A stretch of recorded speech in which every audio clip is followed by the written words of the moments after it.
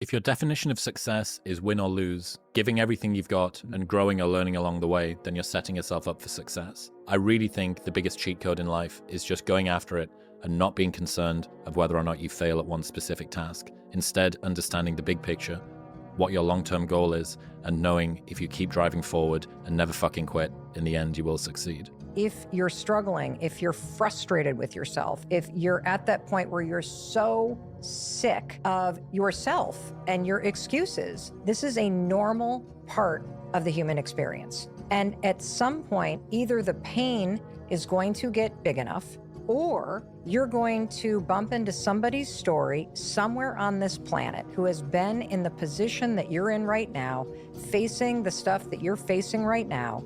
And there is something about their story at this exact moment in time that will ignite something in you that is missing. And what is missing in you right now is hope. Because when you're stuck and when you are on a downward spiral, whether it's just in your own head or it's in self-destructive behavior, the thing that's missing in your life is hope. You don't believe right now that anything is going to make a difference. And so until you get to the point where you just hate what you're doing so much that it's worth trying, or you have somebody crack open a door and just a little light comes in and you have this moment where you go, well, what if? The best piece of advice that I ever received is that you are what you think about. Everything that you think about, you become. You become what you think about. Thoughts lead to actions. Actions lead to behaviors. Behaviors leads to lifestyle. Lifestyle determines your destiny. So everything begins in the mind. If you can control and wield your mind, you can very much determine your destiny. If you can determine that regardless of what your mind says, you will go to the gym,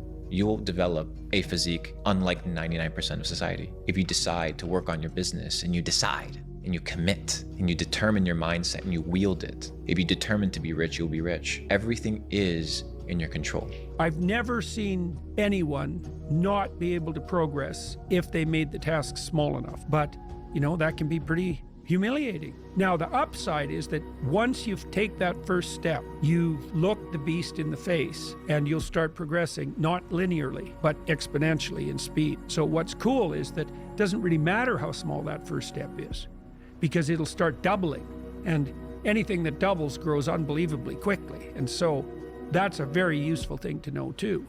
And that's true when you're learning anything new. It's like you'll feel like an imposter, you'll feel like a fool, because you are. And you'll think, I'll never get there, and it might, the destination might look very distant, but if you take a sufficiently small first step and get the ball rolling, you can be cruising along at a pretty good rate. And even if you're not where you want to be in life and you're grinding and you're on that hustle. And there's a lot of people like that, right? I get it. Keep grinding, but also appreciate it. Appreciate that hustle. Appreciate this thing. Appreciate this fucking beautiful, chaotic, unknown existence you're in. Thing we call life. Yeah, that you don't know what the fuck is gonna happen. It's open-ended. It's wide.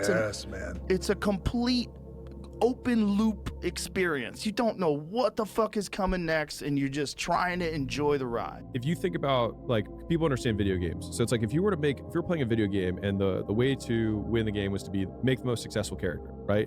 You would have probably a really character-driven human being in terms of, like, they'd be patient, you know, they'd be hardworking. Like, you think about all these traits that they would have, right? They'd probably be tough emotionally, like, etc. All right, cool. That's the character. And that's the person who's going to be really successful. We can all probably agree on that. Okay, how do you create someone who's patient? How do you create someone who's tough?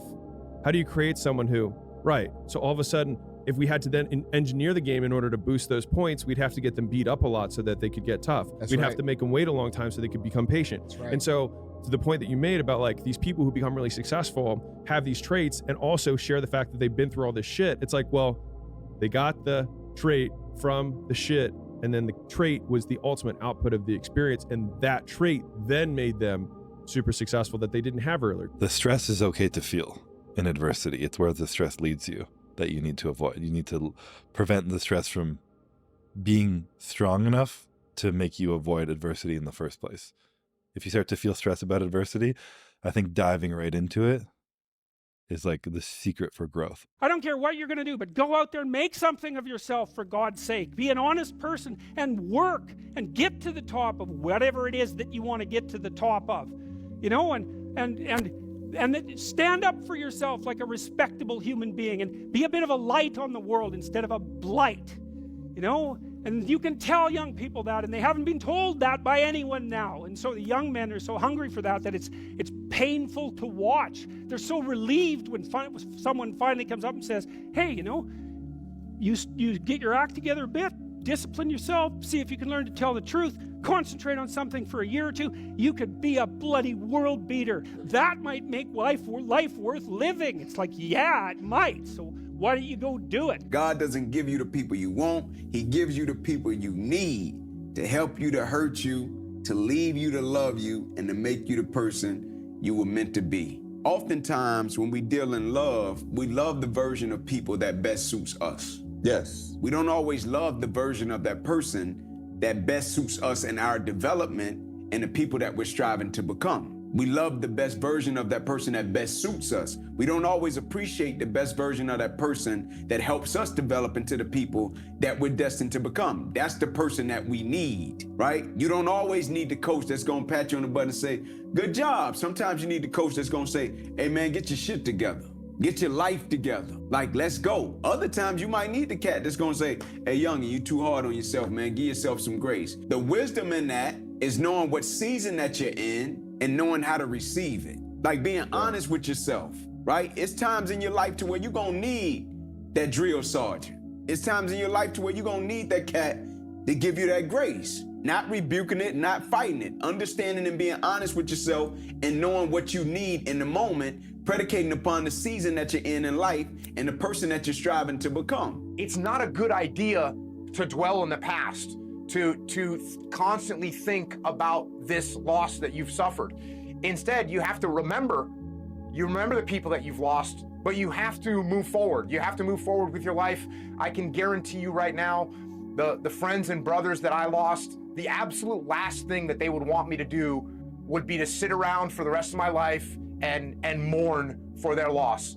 In fact, the absolute opposite is true. What they would want me to do would be to go out and live the best possible life I can, and that's what I try and do. Be your age, embrace the process, and don't look for what you are supposed to be fully, completely polished, sharpened, edged, tempered at 26 or 36, at 46. You've got a lot more forge time left. You've got a lot more hammer blows left, and it takes time. But if you will patiently embrace the process, then by the time you get up in years, you can be a man that you're proud of.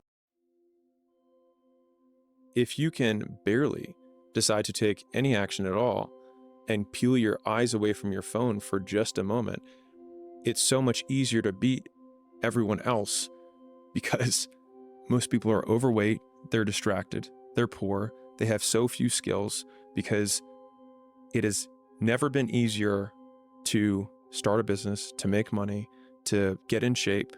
It's just also never been easier to do nothing. And so in a world where it's never been easier to do nothing, doing something becomes extraordinary. When you get out of bed or you want to get out of bed, there's all these individuals that are lined up next to that bed. There's fear, there's doubt, there's compassion, there's hatred, there's excellence, there's sorrowness, there's excuses, and they all have their hands out. And then you get to choose every single day who gets a vote. It's your decision. And most times, many individuals make their decisions with their feelings. And when you have to make those decisions with your mind. Every single morning, if you can't get out of your beds and you choose not to win, you listen to your feelings. If you chose to get out of bed and you said, there's a win for me, that's your mind. And each one of those individuals, you decide who gets a vote. And some days, not all the popular things are going to get a vote. Success may not get a vote. Winning may not get a vote. But you've made that decision that now this thing gets a vote. I must be ready to deal with it. When you're suffering or you're lazy or you're procrastinating, doing something that's harder than the state that you're in bounces you back much faster. This is all based in the dynamics of dopamine. It's sort of crazy. If you know how people are procrastinating to write something or just and they start cleaning the house? Something they normally don't want to do. Well, it's just something that's easier than the thing that you're supposed to do. Right. It turns out, and I learned this from Anna, if you do something that's even harder than the thing that you're trying to avoid, all of a sudden you're able to do that. And you're like, oh, okay, well, it's just psychology, right? No, it's not psychology alone. It's psychology, but it's once dopamine is deployed at that level, you're a different person. You can have what you want in 5 years, but there's 2 conditions. You have to know what it is, and you have to aim at it.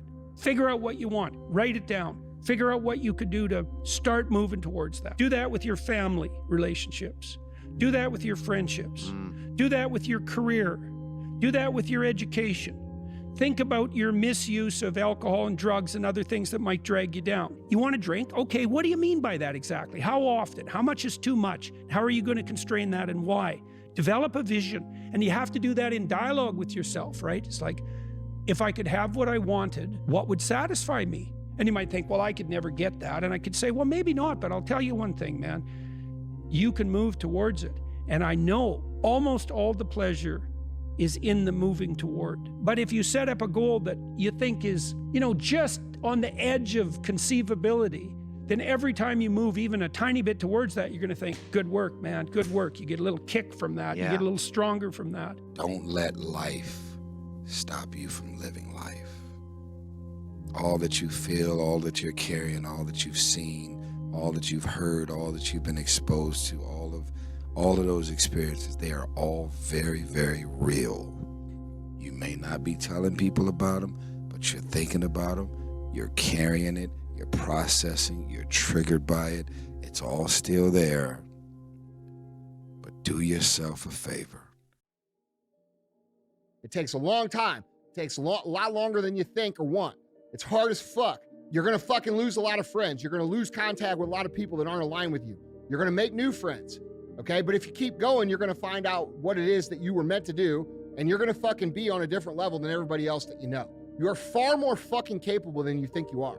Stop putting people on a fucking pedestal thinking that they're better than you. They're not better than you. They might be doing it longer than you.